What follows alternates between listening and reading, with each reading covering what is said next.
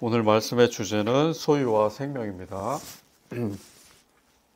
말씀의 주제는 소유와 생명인데 실제 우리가 오늘 배울 내용들은 우리가 이제 인생을 살아가면서 추구하는 바 가장 궁극적인 목적이 두 가지가 있는데 그것을 비유적으로 표현한 것이 소유와 생명이라는 그 단어입니다. 에리 프롬이라는 작가가 소유와 존재라는 책도 썼는데 그 내용도 사실은 보면은 그 비슷한 내용이에요.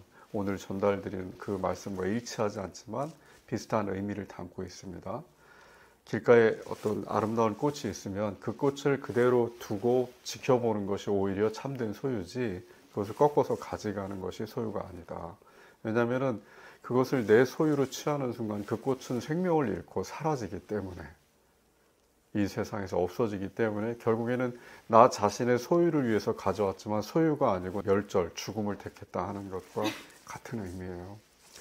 그래서 우리가 이 세상을 살아가면서 오늘 본문 내용에도 반복해서 예수님께서 말씀하신 내용이지만 소유하는 것, 그러니까 내가 무엇인가를 내 창고에 그것이 뭐 여러 가지 의미가 있어요. 단지 그 물질만 표현하는 것이 아니고 그러니까 입신공명이라는 거 있죠. 우리나라 사람들이 잘 알고 있는 어떤 사람으로 나오면 한양에 가서 출세를 해야 되고 말로 태어나면 제주도에 가서 거기서 뛰어난 명마가 되어야 한다. 그런 어떤 속담처럼 이 세상에 살아가는 동안에 내가 다른 사람보다 뛰어난 어떤 가치를 누려야 되고 명성과 재물과 소유와 어떤 경쟁에서 이겨야 되고 그 다음에 죽은 이후에도 내 이름이 공명이 되어서 사람들에게 희자되고 알려지고 내가 죽은 이후에도 나의 찬양을 하고 나에 대한 업적을 기리고 하는 그런 것이 이 세상 사람들이 살아가는 어떤 궁극적인 소망이고 이 땅에서의 꿈이다 하는 것이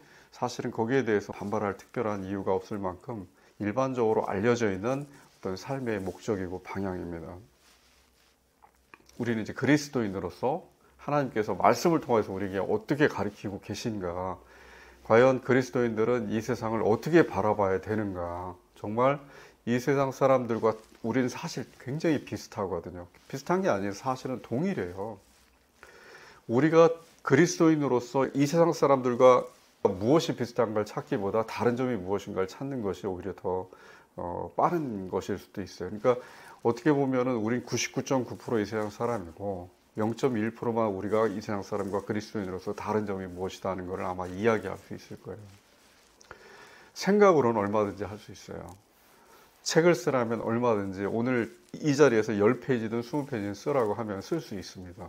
이 세상 사람들과 그리스도인이 무엇이 다르다 하고 얼마든지 논리적으로 쓸 수 있어요. 그런데 사실 실제에서 다르느냐? 그렇지 않아요. 우리가 일상생활을 살아가면서 모든 날이 그래요. 7일 내내. 우리가 7일을 살아가는데 월요일부터 주일까지 그 7일 내내 우리가 살아가는 그 순간순간을 생각해 보면 매 순간순간마다 믿지 않는, 우리가 믿지 않는다고 그러지만 실제로는 하나님을 모르기 때문에 믿지 않는 거거든요. 그 사람들과 내 자신이 다르냐. 그 사람들이 세상을 바라보는 시각, 이 세상에 대한 가치관, 세계관, 그 다음에 인생이 무엇인가에 대한 어떤 정의, 의미, 사람에 대한 존중감, 가치가 무엇인가 이것에 대한 생각과 내가 그리스도인으로서 신앙인으로서 내가 갖고 있는 생각이 다르냐고 비교해보면 다르지 않다는 얘기예요. 동일하다는 이야기입니다. 사실은 우리 자신이 다르다 하고 생각을 하고 달라야지만이 우리가 구원을 받는다 하고 배웠고 믿고 있기 때문에 다른 것을 추구하고 있지만 그러니까 하나님께서는 실제 구체적으로 드러나는 이 세상에서의 현실에서의 삶, 행동 그리고 드러나는 것으로서의 어떤 삶의 실천을 통해서 그리스도인이라는 것을 드러내야 되고 밝혀야 되고 자기 참 신앙을 나타내야 되는데 그것이 하나님께서 요구하시는 것인데 실제로 우리는 그것을 머릿속에서 다 한다는 이야기예요. 실제 삶 속에서 실천 속에서 인생을 살아가는 그 과정 속에서는 우리가 세상 사람들과 무엇이 다른지 자기 자신조차도 구별을 할 수가 없는 내가 뭐가 다르지? 내가 내 동료 믿지 않는 그리스도인과 늘 대화를 하면서 늘 만나면서 이야기를 하고 내가 그 사람과 차이점이 무엇이지? 무엇이 다르게 생겼지? 무슨 다른 생각을 하고 있지? 하고 생각해 보면은 없어요. 별로 그렇게 크게 다른 게. 그저 내가 글로 쓰라면 만약에 이것을 그냥 내 생각으로 누군가하고 대화를 하는 와중에서 표현을 하라면 얼마든지 할 수 있어요. 그리스도인은 어떻고 교회 다니는 신앙인은 어때야 되고 그 다음에 하나님께서 우리에게 요구하시는 무엇이고 마태복음에서 뭐라고 해요. 얼마든지 할 수 있어요. 그런데 실제로 우리가 살아가는 매 순간순간 세상 사람들과 다른 사고방식과 가치관으로 살아가느냐? 그렇지 않다는 거죠. 그런데 이것이 하나님께서 이 부분에 대해서 우리가 세상 사람들과 다르지 않은 부분에 대해서 과연 어떻게 생각하시느냐? 그게 핵심이에요. 왜? 우리가 그 핵심을 들여다보고 하나님께서 요구하시는 대로 우리에게 원하시는 대로 새로운 신약에서 새로운 언약 속에서 살아가지 않으면 구약을 살아간 사람들이 그렇게 멸절됐듯이 우리도 멸절되거든요. 구원이 없어요, 더 이상. 그러니까 우리가 구원을 얻기 위해서는 이 세상 사람들과 우리가 어떻게 달라야 되는가, 무엇을 다르게 생각해야 되고 실제 삶 속에서 어떤 구체적인 다른 어떤 행위라든가 실천을 해야 되는가를 하나님께서 우리에게 요구하시는 대로 한 걸음 한 걸음 따라가야 된다는 얘기예요. 그대로 실천해야 된다는 얘기예요. 그래서 굉장히 중요한 겁니다. 왜? 우리 생명이에요. 우리 생명과 직관이 돼 있기 때문에 그래요. 사실은 소유와 생명이 대조적인 단어가 아니잖아요. 소유라는 게 있으면 무소유가 있고 생명이 있으면 죽음이 있고 이게 반대되는 말이지 소유와 생명이 대조되진 않아요. 그런데 함축하고 있어요. 이 두 가지 단어가. 예수님께서 오늘 본문에서 말씀하시는 그 내용들, 염려하는 것들, 무엇을 먹을까, 무엇을 입을까. 사실은 그 염려가 어디서 시작이 됐냐면 내가 과연 살아날 수 있을까? 내가 과연 지금 한 끼라도 내가 먹지 않으면 내 몸이 온전하게 버텨낼까? 과연 내 육신이 오늘 하루 살아갈 수 있을까? 인간이 어느 정도 시간만 지나면 물이 없으면 음식이 없으면 죽는다는데 입을 게 없으면 이 추운 겨울날 영하 5도, 7도 이 차가운 겨울날 밖에 나가서 벌거숭이로 있으면 몇 분 만에 사람이 죽는다는데 사람이 어떤 상황에서 사고가 나고 어떻게 되면 어떤 병에 걸리면 죽는다는 늘 들려오는 소리는 그런 위협, 두려움. 그러니까 내가 이 세상의 육체적인 인간으로서 이 살과 피로 이루어진 이 인간으로서 살아가는 동안에 필연적으로 우리에게 실존적으로 겪어야만 될 현실이고 진실이에요. 사실이에요. 그러니까 이것을 거부할 어떤 근거도 무엇도 아직 인간이 찾지 못했기 때문에 깨닫지 못했기 때문에 오늘 본문에 나와 있는 이 세상 백성들은 그저 어떻게 하면 내 자신을 살려낼까 하는 그 궁리로 자기에게 주어진 수명을 다하다 죽어요. 그러니까 일생 동안 가장 궁극적으로 알고 싶고 깨닫고 싶은 그것이 무엇이냐? 어떻게 하면 내가 살아날까? 그게 스피노자가 얘기한 코나토스라는 그 단어 속에 들어있는 원래 의미예요. 자기 자신을 어떻게 하면 살려낼 수 있을까? 사람들은 거기에 온통 관심을 갖고 살아가는 거예요. 그게 이 세상 백성들의 특징이거든요. 그런데 왜 그렇게 하느냐? 불안하니까. 내가 먹지 않으면 죽는다는 게 늘 나를 엄습하고 괴롭히니까. 내가 입지 않으면 밖에 나가서 얼어 죽는다는 걸 아니까. 내가 병에 걸리고 사고 나면 내가 죽는다는 걸 아니까. 내 육신이 나도 모르는 사이에 하루하루 1시간 1초마다 내 육신이 쇠퇴하고 늙어간다는 것을 내가 아니까. 굳이 누가 내게 알려주지 않아도 내 자신이 느끼니까 그 두려움과 염려 속에서 어떻게 하면 자기 자신을 살려낼까 하는 궁리를 하고 그 궁리 끝에 마지막으로 이래야만 내가 한순간이라도 더 살 수 있어 하고 추구하는 것이 소유예요. 그래서 그 소유에는 물질적인 소유만 있는 것이 아니고 다른 사람들과 경쟁해서 내가 밀려도 내가 죽고 내가 다른 사람보다 명예가 더 낮아져도 내가 죽고 그 염려와 근심 속에서 명예와 정욕과 욕망과 탐욕과 모든 것을 다 추구하는 거예요. 그것이 소유라는 단어에 다 함축이 되어 있어요. 우리는 소유를 추구하며 살다가 결국엔 그 소유 때문에 죽어요. 그러니까 그 소유는 이 세상 사람들이 생각할 때는 나를 살려내는 것이다. 나를 존재하게 하기 위해서 꼭 필요한 것이다 하고 열심히 추구하며 살아가지만 그 소유 때문에 죽는 거예요. 근데 예수님께서 말씀하실 때 그 소유가 누구에겐 필요 없다? 그리스도인들에겐 필요가 없는 거예요. 하나님 나라의 백성들에게는. 왜냐하면 하나님 나라의 백성들이 추구하는 그 삶의 궁극적인 것은 이 세상에서 살과 피로 이루어진 이 몸이 어떻게 해서든 1시간이라도 1분이라도 1초라도 더 사는 것이 그들의 목표가 아니니까 궁극적인 도착점이 종착점이 아니니까. 그들은 이미 하나님 나라의 백성으로 그렇게 선택이 되고 부름을 받아서 그래서 거듭난 사람이 되는 그 순간부터 영원한 생명으로 옮겨졌으니까. 그것을 우리 자신은 처음에 말씀드렸듯이 우리가 우리 동료, 믿지 않는 사람과 어떻게 다른가를 구분하지 못하듯이 우리 눈엔 보이지 않으니까. 우리 귀에 들리지 않고 안 느껴지거든요. 우리가 영원히 사는 존재인가 하는 그것이 구체적으로 증명이 안 돼요. 그저 내 마음속에서 내 안에 계신 성령님께서, 보혜사께서 그렇다 하는 것을 내게 끊임없이 깨닫게 해주시는 것 뿐이지, 구체적으로 실질적으로 세상 사람들이 요구하는 것처럼 네가 영원히 사는 존재라는 것을 증명을 해봐 하고 제시했을 때, 내 자신이 나에게 네가 스스로 한번 내봐 하고 했을 때 아무것도 증명할 게 없어요. 여전히 내 눈에 보이는 것은 세상 사람들과 동일하게 후퇴하고 늙어가는 내 육체밖에 안 보이거든요. 늘 위태롭게 밖에 나가서 오늘 하루를 어떻게 하면 살아날까, 양식을 구할까, 어떻게 하면 옷을 구하고 내가 살 집을 구하고 내가 필요한 명예와 지위와 이것을 구할까. 그것을 추구하며 살아가는 게 우리 자신도 동일하거든요. 여기에는 어떤 교훈이 있는 거예요. 진리가 있는 거예요. 그것이 오늘 나누게 될 소유와 생명에 대한 이야기입니다.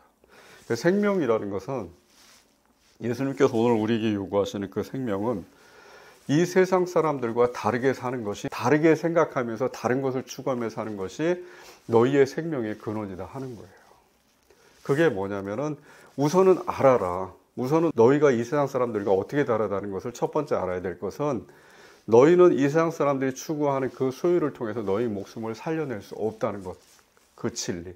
그 다음에 그 소유를 염려하지 않더라도 적어도 이 세상을 살아가는 동안에 각 사람에게 얼마만큼의 수명이 주어져 있는지는 몰라요. 그렇지만 그 주어져 있는 수명 동안에 적어도 하나님은 염려하지 않더라도 선택하신 백성을 보호하신다는 거예요. 어떻게? 입히면서, 먹이면서. 그런데 여기에 또 교훈이 하나 있어요. 하나님께서 먹이고 입히시는 들의 백합화처럼, 까마귀처럼 그렇게 먹이고 입히시고 기르시는 그 하나님의 선택한 백성들을 그저 거저 옛날에 만나를 주시듯이 그렇게 주신다는 얘기가 아니에요. 그러니까 구약에서는 그렇게 돌보셨어요. 그런데 만나를 먹은 백성들이 또 어떻게 해요? 고기를 요구해요. 그렇듯이 하나님께서 아시거든요. 우리에게 물질적인 것, 명예, 이 세상 사람들이 추구하는 것과 같은 동일한 소유를 추구할 때 그것을 달라고 우리 마음속에서 하나님께 간절히 외친다고 해서 그것을 선택한 백성이라 하더라도, 하나님 나라의 백성들, 성도들이라 하더라도 그 사람들이 그것을 받는다고 해서 만족하지도 않는다는 것을 하나님께서 알고 계셔요. 우리는 우리 안에 본성이 타락한 지체의 법이 지배당하기 때문에 이 지체의 법이 요구하는 대로 끊임없이 하나님께 불평을 요구할 거거든요. 이스라엘 광야 교회 백성들이 그렇게 했듯이. 그래서 하나님은 그걸 추구하라고 하는 게 아니에요. 어떻게 하냐면 그저 입혀주시는 게 아니고 근면하고 성실한 삶을 요구하시는 거예요. 그러니까 이 세상 백성들처럼 자기 소유를 위해서 자기 어떤 생명을 살려내기 위해서 애쓰는 그런 헛된, 솔로몬이 전도서에서 얘기한 그 헛된 헤렘이라는 그 삶을 추구하는 것은 잘못되어 있지만, 너희가 열심히 너희 자신을 성실하게 건실하게 이 세상 사람들이 볼 때도 모범적인 그 삶을 살아라. 그것이 바로 입히시는 거예요, 사람들에게. 자, 까마귀가, 들의 백합화가, 생각해봐요. 하나님께서 그냥 주셔요? 그렇지 않아요. 까마귀가 먹이를 구하기 위해서는 하루 종일 헤매고 다녀요. 근데 그 까마귀의 삶은 성실해요. 근실해요. 또 다른 자기 삶을 인간처럼 추구하지 않는 모든 존재들이, 생명들이 살아가는 방식도 동일해요. 그 원리가 우리에게도 동일하게 와요. 하나님은 우리에게 그리스도인이라고 해서 거저 입혀주시는 게 아니에요. 성실하고 근면한 삶을 요구하는 거예요. 까마귀처럼, 백합화처럼 어떻게든 양분을 빨아들이고 물을 빨아들이고 그래서 자기 몸을 살려낼 수 있게끔. 그런데 세상 사람들처럼 그렇게 존재하기 위해서 살려내는 것이 아니고, 내가 하나님의 일을 하기 위해서 나에게 지금 현재 넘치게도 부족하게도 말고 꼭 필요한 것들만 충족하게 살 수 있도록 그걸 요구하시는 거예요. 그리고 그렇게 될 수 있도록 다른 것들을 보호하시는 거예요. 누굴 통해서? 보혜사 성령 하나님을 통해서.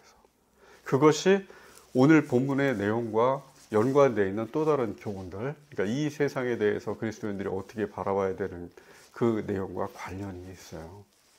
그러니까 이 세상 사람들이 추구하는 그 방식 속에는 지금 현재 우리가 이제 갈등을 빚고 있는 이런 정치적인 문제들, 그리고 이것에 대해서 궁극적으로 무엇이 옳다, 무엇이 그르다 하고 그렇게 서로가 이야기하는 그 내용 속에는 다 일리 있는 이야기들도 있어요. 그리고 잘못된 이야기들도 있어요. 그러니까 강점과 약점이 골고루 다 들어있어요.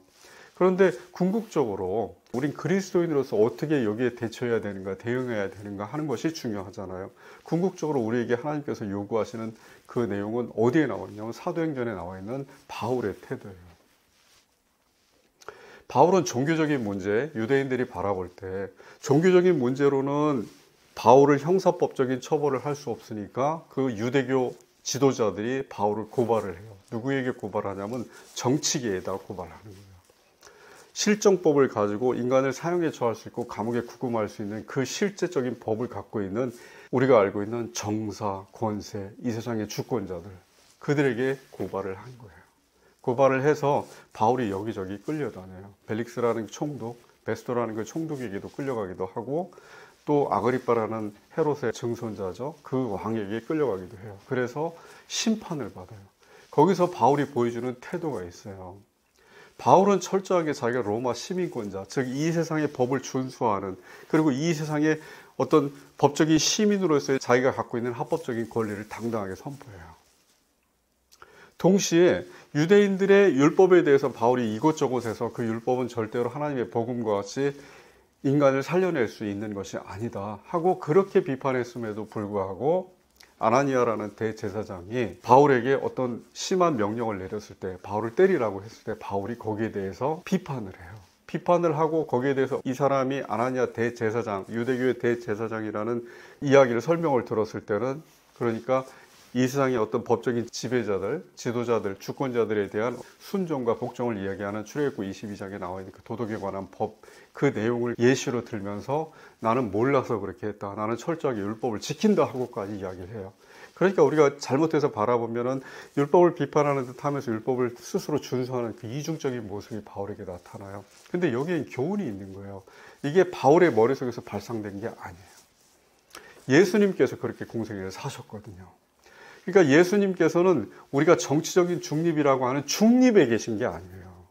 중립에서 이쪽과 저쪽의 중간에 있는 중립으로 계신 게 아니고 이 세상과 저 세상의 다른 세상 속에 계셨던 거예요. 그 세상의 중간에 계셨던 거예요.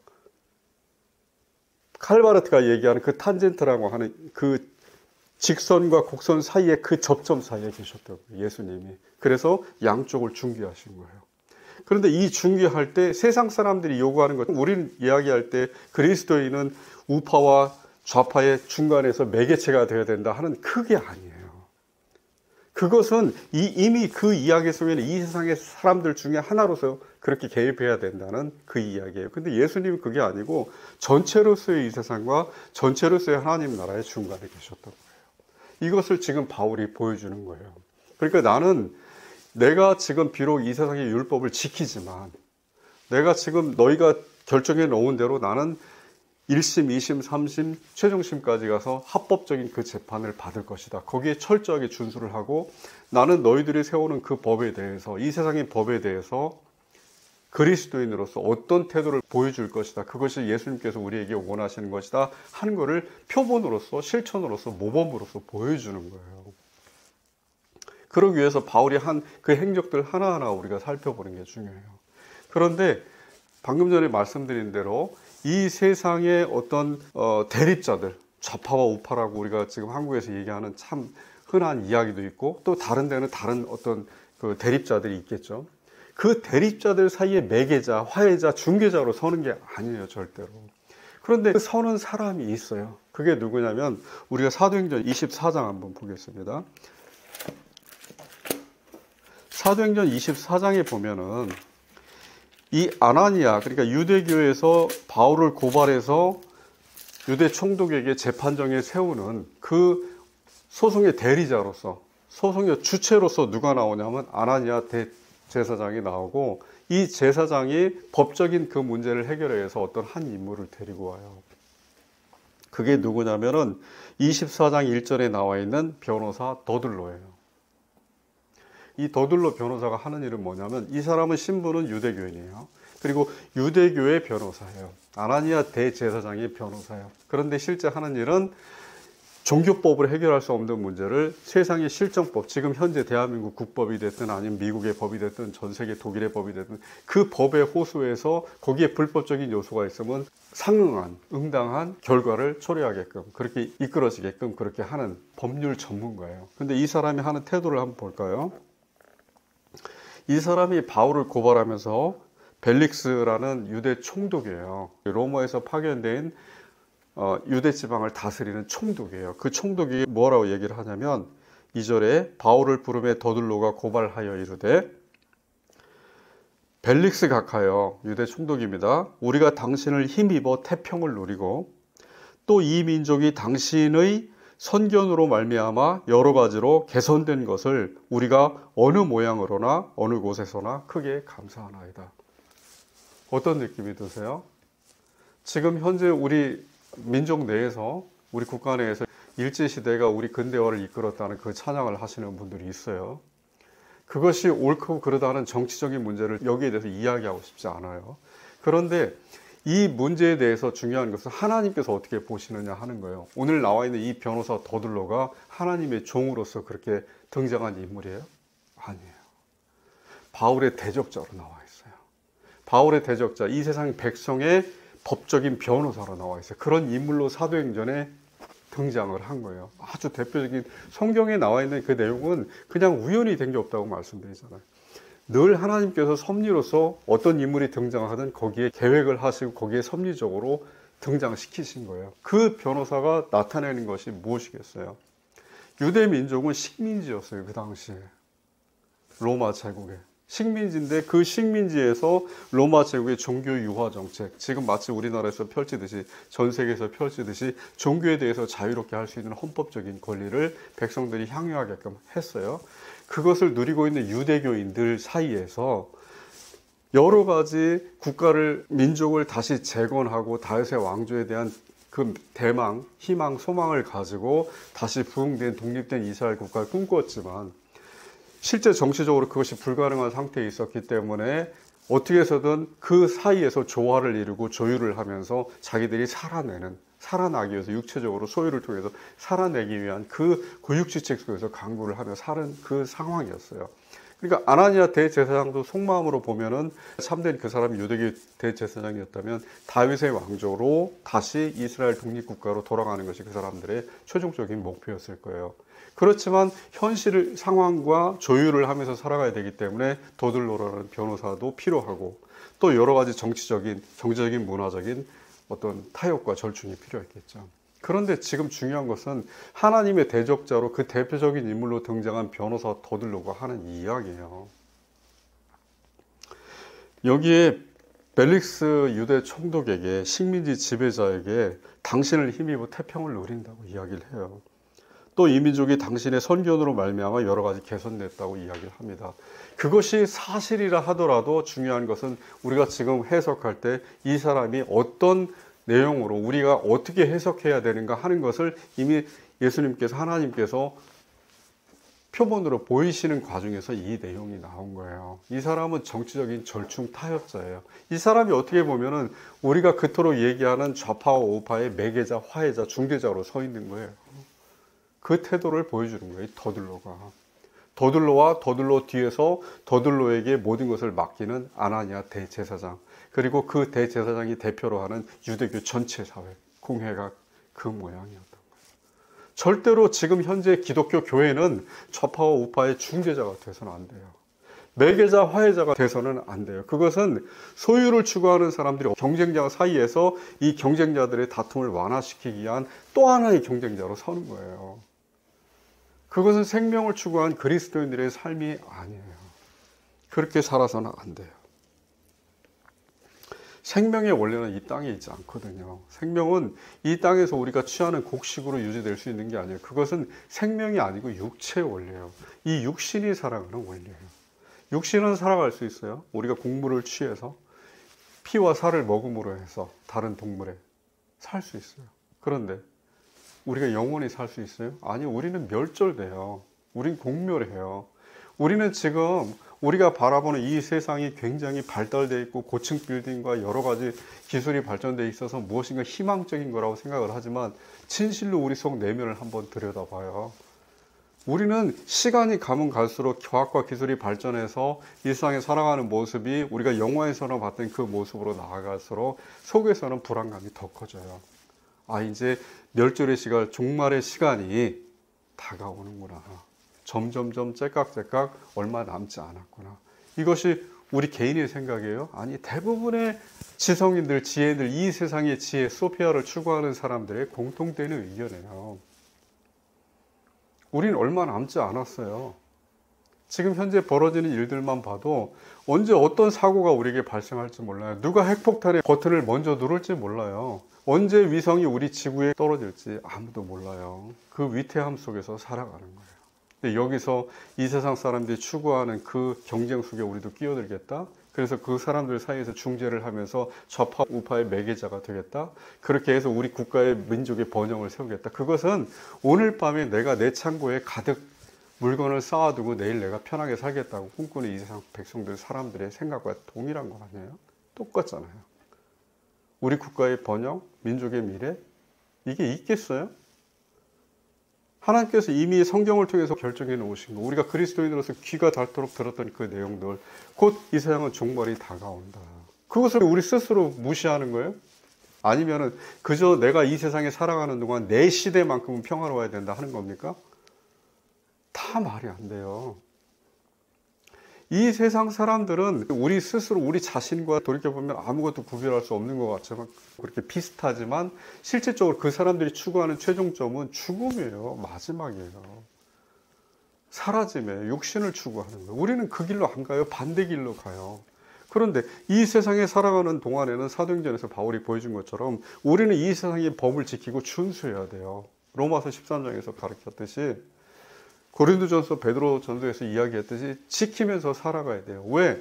그래야 그 사람들에게 대해서 우리가 복음을 전파하고 할 때 조금이라도 우리의 행동과 우리가 불법적인 것을 함으로 해서 하나님의 영광을 가리고 하나님의 복음이 전파되는 것을 막지 않을 수 있도록, 그게 방해가 되지 않을 수 있도록 바울이 보여주는 것처럼 나는 로마의 시민권자예요. 나는 재판을 공정하게 받겠습니다. 나는 불법이 뭔지 내게 제시해 주세요. 증거를. 이렇게 하는 거예요. 나는 철저하게 당신들이 세운 그 법을 나는 지켰습니다. 나는 당신들의 주권자를 존중합니다. 당신들이 이 세상에 세운 법에 따라서 나는 비록 이 세상에 속하지 않고 그리스도인으로서 영원한 삶을 추구하고 그 영원한 세계에 속한 시민이지만 이 세상의 백성으로서 이 육체를 가지고 살아가는 동안에는 당신들의 모범이 되겠습니다. 당신들이 추구하는 최고의 정점에 서 있겠습니다. 내가 최고의 진실된 그리스도인으로서 이 세상의 시민으로서 살아가겠습니다. 하는 것을 선포하는 거예요. 이게 예수 그리스도께서 이 세상을 살아가는 동안에 우리 그리스도인의 모범으로서 보여주신 거고 그 그리스도인의 모범을 다시 바울이 전형으로 보여주는 거예요. 그럼 우리는 어떻게 해야 돼요? 우리도 그래야 돼요. 우리도 철저하게 이 세상에 세운 법을 준수해야 돼요. 내가 이 세상의 법을 어기면서까지 내가 생각하고 있는 사상과 이념과 어떤 목적을 추구하기 위해서 한쪽 편을 든다? 자기가 자기 혀를 깨무는 거잖아요. 내가 믿고 있는다고 선포하는 것을 내 스스로 곧 이어서 아니다 하고 거부하는 거잖아요. 모순을 일으키는 거잖아요. 그런 삶을 추구할 수 없어요. 그리스도인들의 삶은 우리가 생각하고 판단해서 어떻게 살아야 되지 고민해서 선택할 수 있는 게 아니에요. 그럼 뭘까요? 여기 나와 있어요. 정해져 있어요. 예수 그리스도께서 사신 그 삶 그대로, 바울이 살아가는 그 삶 그대로 살아가야 돼요. 다른 길이 있어요? 없어요. 혹시 우리가 연구하고 공부하고 학문적으로 탐구하면 가능하지 않을까? 천만에. 불가능해요. 이 세상 사람들이 추구하는 그 궁극적인 정점에 뭐가 있어요? 지혜에 대한 사랑이 들어있어요. 소피아의 반대는 모리아라고 그래요. 어리석음이라고 해요. 이 세상 사람들이 지혜로서 철학을 추구해요. 그래서 정치, 경제, 사회 모든 분야에서 철학이 정점에 있어요. 우리는 철학이라고 얘기하지만 고대 그리스 철학 같은 철학이 아니고 어떻게 하면 우리가 살아낼 수 있을까? 어떻게 하면 소유를 통해서 우리가 우리 자신의 생명을 조금이라도 연장해서 나갈 수 있을까? 하는 그 궁리가 바로 소피아예요. 그 소피아를 추구하는 것. 그것이 이 세상을 지배하는 원리예요. 그것이 성경 말씀에 나와 있는 정사예요. 권세고 이 세상의 주관자들이고 하늘에 있는 악한 영들이 그렇게 하는 거예요. 그런데 거기에 대해서 반대되는 것, 그것이 그리스어 헬라어로 모리아라고 되어 있는 어리석음이에요. 하나님의 어리석음이 뭔지 아세요? 전도라는 방법이에요. 선포하는 것, 우리가 캐리그마라고 하는 것, 전파하고 선포하는 것. 그 캐리그마를 통해서 예수님께서 하나님이시며 우리의 모든 죄를 사하셨고 부활하셨고 우리의 소망이 되셨다 하는 그 복음을 선포하는 거예요. 그런데 이것이 세상 사람들이 볼 때는 우스운 이야기야, 정말 모리아야, 어리석은 이야기야 하고 이야기하는 거예요. 그런데 실제 그래요? 그것은 세상 사람들이 안 보이기 때문에, 느껴지고 들리지 않기 때문에 그저 보이는 것으로 판단한 것 뿐이에요. 그건 어리석음이에요. 세상 사람들의 지혜는 뭐예요? 지금 눈에 보이지도 않고 들리지도 않아서 우리는 늘 의심 속에서 우리 자신이 헤매면서 그런 힘든 삶 속에서 살아가지만, 그렇게 우리 자신의 앞길을 우리 자신들도 선견자가 아니고 지혜자가 아닌 것처럼 그렇게 살아가지만, 실제로는 우리 마음속에서는 성령 보혜사의 은혜로서 우리 안에서 너는 살아있다, 너는 영원한 삶을 선사받았다 하는 그 희망 속에서 살아가잖아요. 그게 그리스도인이잖아요. 그게 지혜거든요. 그게 소피아거든요. 그것이 하나님의 강함이에요. 세상 사람들은 전도를 보고 굉장히 약하다, 너희가 그 전도를 가지고 이 세상에 단 1초라도 너희 생명을 더 연장시킬 수 있느냐, 정말 약하다 이렇게 이야기를 하지만, 그게 실제로는 그 사람들이 보이지 못하는 모든 것을 다 전복시키고 뒤집히고 영원한 생명으로 이끌어가는 하나님의 강함이에요. 그것이 약함과 강함의 참된 의미예요. 절대 이 세상의 정치적인 어떤 이념적인 사상적인 또는 윤리나 질서나 법이나 제도나 체계나 과학이나 기술이나 지식이나 이런 걸 추구해서는 자기 자신을 살려낼 수가 없어요. 아무리 애를 써도 우리는 그냥 피와 살로서 곧 후퇴하고 쇠퇴해서 죽어요. 멸절돼요. 사라져요. 영원히. 모든 사람들이 악인과 선인이 모두 부활하지만 두 번째 죽음에 이르게 돼요. 그건 멸절이에요. 두 번째 죽음, 우리가 지옥이라고 생각하는 것, 그건 불교인들이 이야기하는 또는 다른 이 세상의 종교인들이 이야기하는 거예요. 두 번째 죽음이란 그 자체가 영원한 불 속에서 살을 입고 있는 상태에서 끊임없이 뜨거움에 데워지고, 이건 어떤 상상이고 그냥 환타지일 뿐이고, 실제로는 영원이라는 글자가 앞에 붙는 순간 그런 수사 미사여구가 다 소용이 없어요. 그냥 영원이라는 단어가 들어가면 멸절되는 거예요. 사라지는 겁니다. 그것이 이 세상에 정해져 있는 운명이에요. 그런데 그 운명에서 구출되어 있는 사람들, 그 운명에서 구원받은 사람들, 이렇게 끄집어낸 사람들, 에클레시아, 밖으로 끄집어낸 사람들, 부름받아서 나온 사람들, 그 사람들이 그리스도인들이에요. 이것은 이 세상 사람들이 볼 때는 한없이 어리석어요. 자기 자신이 그리스도인이라는 것을 증명할 수 있는 방법이 없잖아요. 우리가 내가 그리스도인이고 나는 진리의 담지자다, 진리를 소유한 사람이다, 나는 이 세상처럼 재물이나 물질이나 명예나 권세를 소유하는 게 아니고 생명의 진리를 소유한 사람이다 하는 것을 세상 사람들에게 나타낼 수 있는 보이는 증거를 하나도 못 내놓잖아요. 그러니까 세상 사람들 우리를 끊임없이 모리아로 봐요. 어리석음으로 봐요. 그런데 실제로 그것은 하나님의 소피아예요. 지혜입니다. 절대 정치에 참여하지 마세요. 그런데 정치에 참여하더라도 나는 철저하게 합법적이고 법을 준수한다는 그 방식으로 참여해요. 그러면 돼요. 그리고 참여하면서 결국에 바울이 했듯이 내가 법정에서 할 수 있는 이야기는 무엇이다? 내 이야기만 하는 거예요. 하나님의 복음만. 하나님은 무엇이라고 말씀하신다고 하고, 어떤 질문에 대해서 그 질문에 대답하셔도 돼요. 어떤 질문에 대해서 마치 우리가 지금 청문회 보듯이 그렇게 질문에 대해서 증인으로 나가서 대답하셔도 돼요. 이 부분에 대해서는 어떻게 생각한다, 이 부분에 대해서는 어떻게 생각한다, 답을 하셔도 돼요. 그런 태도로 살아가시되 내가 이야기하는 모든 것은 하나님의 이야기로 하는 거예요. 하나님께서 우리에게 말씀하시는 성경에 나와 있는 내용대로 하는 거예요. 이 세상 사람들이 자기들의 지혜로서 우리에게 말하고 대화하는 과정에서 우리에게 전달한 그 내용을 다시 전달하는 게 아니에요.